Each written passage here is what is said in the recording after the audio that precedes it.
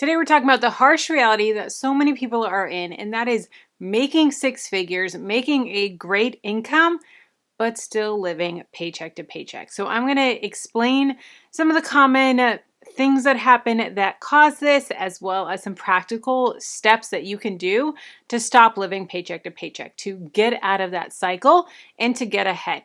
So first is to be on a written budget. If you're not on a written budget, get on a written budget. We will be budgeting for the rest of our lives. We make well over six figures now, and I have been budgeting since I was in the negative net worth and $23,000 in debt. And I love that budgeting is a built-in accountability partner. Budgeting is a plan that you're putting in place before the month starts of saying, this is what I want to do with my money. If we have any leftover money, this is what we're going to do with it. This is the debt that we're going to pay off. This is the investing that we're going to do. This is the saving that we're going to do. But it really helps to visually see your money and to put it into action.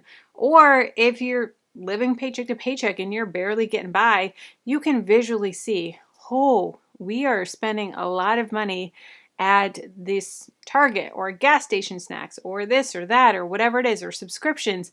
And you can see practically, okay, how can I cut back? How can I lower my spending in these areas? And you can visually see everything, which is so important.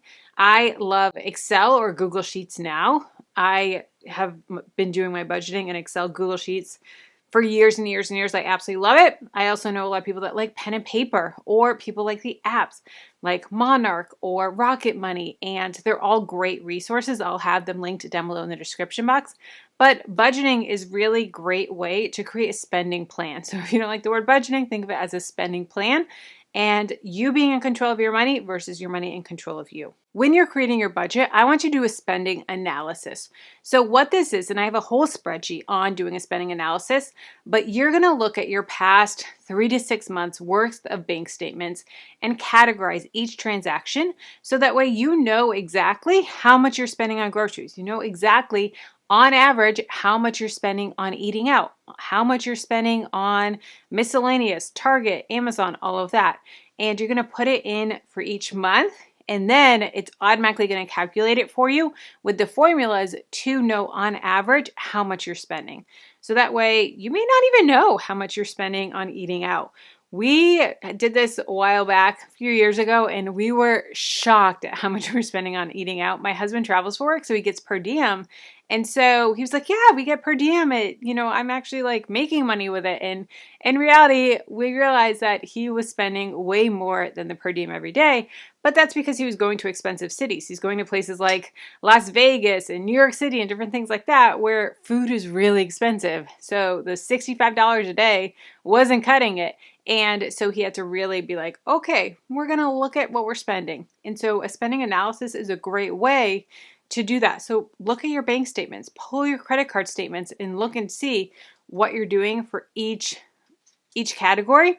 I have, like I said, a spreadsheet on this. I also have a full video that gives you example of how to do a spending analysis, so you can do it with me, or you can see practically how it's done. Going along with the spending analysis is you have invisible expenses that are draining your paycheck. So things like birthday parties that come up, like whether they're dinners out or your kids' friends' birthday parties or Target runs or random Amazon purchases. I know that I personally, like yesterday, I was out of magnesium flakes, and I am 9 months pregnant, and so I have restless leg syndrome really bad, and I have to buy magnesium flakes for baths every night, and it was like $38, $40 for this bag of magnesium flakes. And like little purchases like that a couple times a week, it adds up big.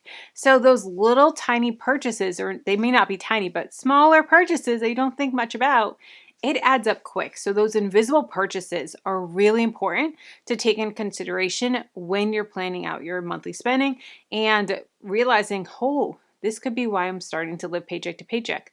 Another thing is subscriptions. So many times when we cut cable, I don't know, what was it, 10 years ago, a lot of people cut cable and they went to subscription services and saved so much money. But then next thing you know, subscription service adds on subscriptions. And you're like, oh, I need to get Discovery Plus so I can watch this show. Oh, I need to get Hulu. Oh, I need to get Netflix. Oh, I need to get Max. I need to get this. And the next thing you know, you've got 10 different subscription services and it's costing you way more than cable ever was. So that is a tricky way that they get you, is now subscription services. But really take a look at them and say, are we using them? Or doing a free trial and actually putting in your calendar to cancel after the free trial, or to evaluate and saying like, look, like, all right, we're going to put it in the calendar. This, say, let's Max. You know, I really want to watch this series on Max. Other than that, there's not really that much I really want to see. So I'm going to put it in my calendar that I have 30 days.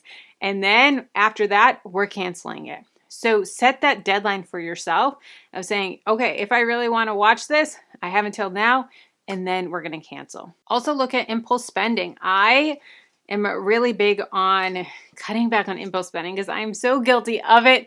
But I have a impulse spending checklist. It's a free checklist for you that it has a series of questions that you can ask yourself on.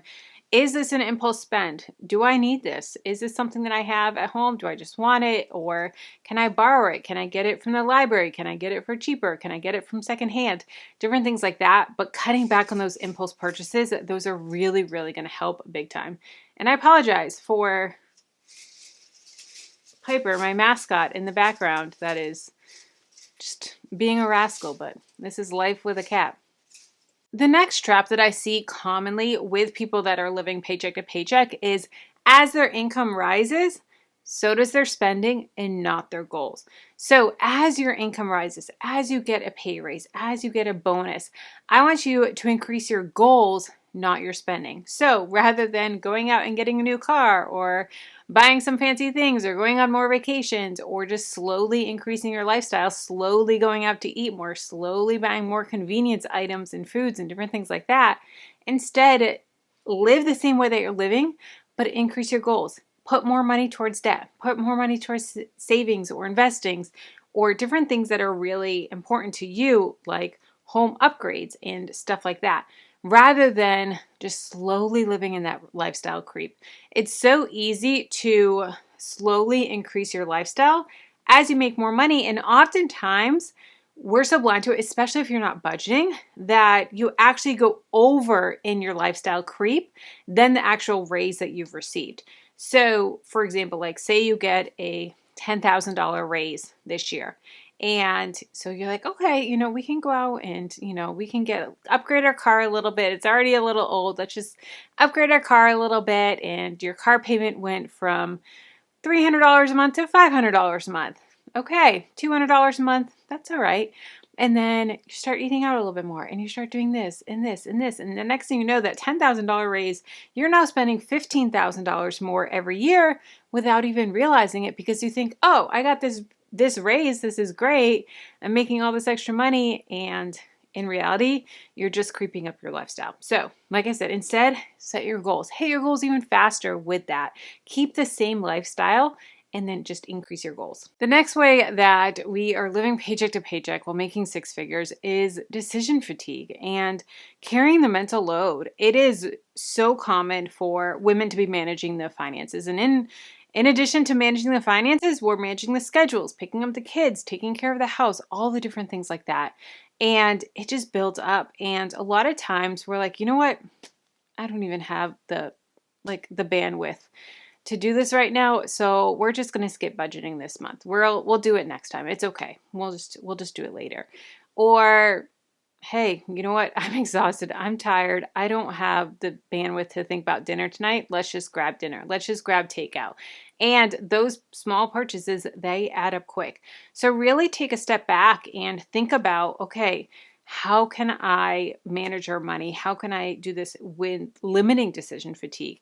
And that is honestly one thing that I love about budgeting. And it may sound counterintuitive, but when you're budgeting at the beginning of the month, you're setting yourself up. So you're taking, 30 minutes at the beginning of the month to set yourself up for the whole month. Just like meal planning. Meal planning sucks in the beginning, but after the week, when you've planned all your meals, when you've meal prepped, all that stuff, it makes the rest of the week so much smoother. The same thing with budgeting. It makes the rest of the month so much smoother, and you know where your money's going. You know what bills you have coming out. You know what annual bills are coming. You know what you have to do and how to manage the finances. So take some time in the front end to set yourself up so that way you're not having that decision fatigue. I recommend it picking one day a week and making that your budgeting day and having 20 minutes every Friday or every Sunday or whatever it is that you sit down and have that 20 minutes to set yourself up to log all the expenses. Also, logging the expenses every couple days makes it so it's a 5-10 minute task versus if you wait until the end of the month, then you're like, this is taking an hour. This is annoying. This is tedious. I don't like this. And then also you can't adjust as you go. If you're logging your purchases every couple days or minimum once a week, then you can adjust as you go. And you can say, oh, we're overspending on groceries. We need to cut back. We need to have a eat from the pantry meal or eat from the pantry week, and we can cut back. But if you wait until the end of the month, you're like, oh, well, too bad. So sad. We overspent this month. Maybe next month we'll do better. No, that's not going to help you. We want to be budgeting every couple days and in our budget so that we can see and adjust. Next is you haven't defined your financial goals. You may have said, oh, I want to save for a rainy day or save for retirement, but you haven't set concrete financial goals. Sit down with your spouse, sit down with your partner and really, or with your friend or accountability partner and say, okay, these are the goals that I have, or comment down below in the description or in the comments if you want to comment your goals, and that'll help keep you accountable and motivated. But setting clear, defined goals of, I want to save $10,000 this year. I want to get my debt down to this amount. I want to put this much towards retirement. I want to get my emergency fund to this. I want to save for this vacation. Whatever it is, have that clear, defined goal and figure out, okay, what do I need to do to make it happen? What do I need to do? What steps do I need to put in place? How much do I have to save a month? How much do I have to save quarterly or annually? And really define them. So often our goals are so vague and that's not keeping us motivated. I remember when I was paying off my student loans and I would make so many extra payments every month or honestly, like if I had extra chunk of money or if I did babysitting or I worked some overtime and then my paycheck was a little bigger, I would make an extra debt payment even if it was for $5.37. You know what? That $5.37, that added up over time. Some days it was $5, other times it was $200 or $500 or whatever it may be. But if you get in the habit of anytime you have that extra money that comes in for whatever reason, or you're able to save money or return something and get some extra money that way, put it towards that goal and really push yourself to be like, okay, how can we get creative? What can I sell in the house? I'm on a big decluttering kick right now with this baby coming. And I'm like, oh, I can sell that for 20 bucks. Oh, I can sell that for 50. Oh, we haven't used that in years. Like for instance, I'm looking up here in my closet. We have a card box for the cards that we got at our wedding. Do I need to save that? No. We've been married for 7 years. Like, I love the people that got us cards, but I don't need to save those cards. It's just clutter. And someone else could use that card box for their wedding. So I can sell it on Facebook Marketplace. I can probably get a good $20, $30 for this really well-made wooden box. And that's something that I can then put towards my goals. So declutter.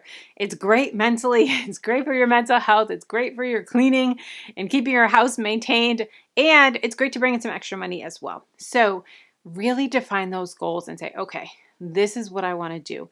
This is how I want to get there faster. And this is my defined goal, not just for a rainy day or just for retirement. No, that's not going to keep you motivated. Along with that is increase your income. Work on ways that you can bring in more money, whether that's overtime at work or if you wanted to start a side hustle, if you wanted to start adding on income streams from home. That's what I did is I was working my 9-to-5 job and then I started a YouTube channel.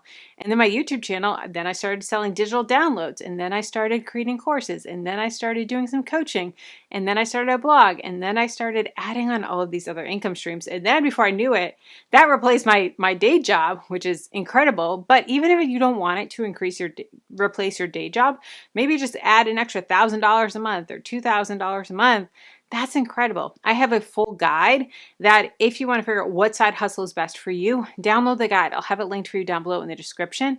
It's a really great guide that's really going to walk you through those steps and defining, okay, this is my skill set. This is what I can do. So increase your income. That is a great way to hit your goals so much faster, to get out of that paycheck to paycheck cycle.